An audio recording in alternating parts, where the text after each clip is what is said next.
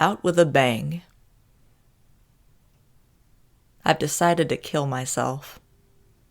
I think it's important someone understands why, so I'm making this video before I blow my head off. The first time I remember it happening, I was 9. Johnny Weller and I were playing in his backyard. The sun was setting over his back fence, warm oranges and reds shining through the bone-white slats like a creamsicle against pearly white teeth. Johnny was the cowboy, and I was the dirty redskin, stealing his horse. We ran around the swing set, him laughing and me whooping and threatening to scalp him.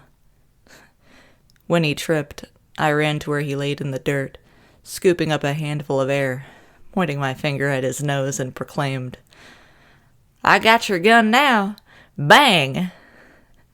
Johnny's head exploded in a tremendous blossom of crimson blood, slate-gray brain and chips of skull that sparkled in the setting sun.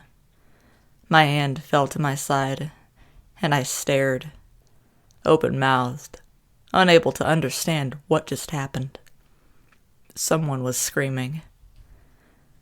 At first, I thought it must be Johnny's mother, until she tore open the back door, and I realized I was the one screaming. Johnny's mother crumpled against her son's headless body, adding her broken sobs to my horrified cries. Johnny's funeral was the next week, closed casket. I forgot the sparkling light shimmering across the cloud of Johnny's blood.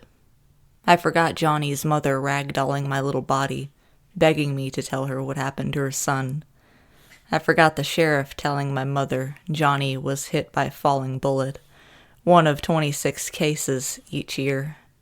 I forgot my father's quiet talks with my mother about how they never found the round that splattered Johnny's smile across the grass. I adjusted. I coped. I forgot. I didn't forget the next time it happened. I never played cowboys and Indians again. In fact, I can't remember a single instance of any shooting game played by little boys anywhere in my childhood. I do remember the little girl in the park, popping her little Nerf balls as she bounced around. She ran up to me, brandishing the weapon and shouting, "Hands up!" I smiled and complied, dropping my sandwich in mock terror. I lifted my hands to the sky and petitioned for mercy. A true homicidal maniac in the making. She executed me with a flurry of staccato pops. I dutifully played dead, sprawling across my bench. She giggled and proclaimed, "Your turn! Shoot me!" A sudden sensation of intense discomfort slithered up my spine.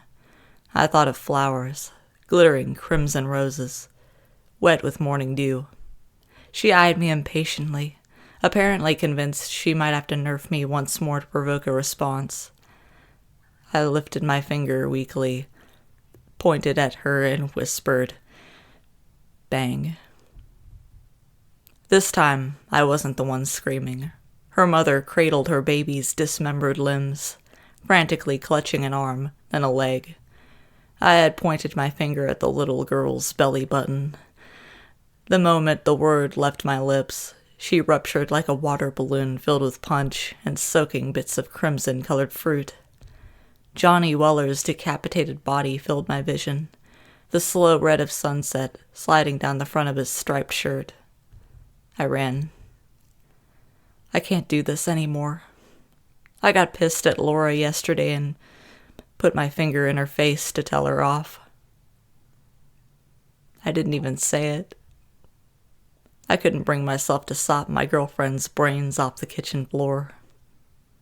I can't do this anymore.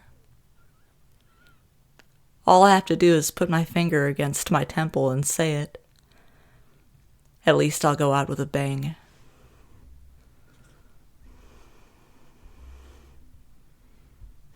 Can you hear that? That's my dog itching. She has an itchy butt. I bought the spray stuff to... I don't know. Maybe it'll help. Or the itch.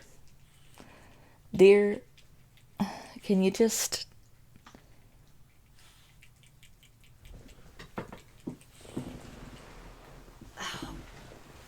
Come here. I'll scratch you. Yeah, just a little bit.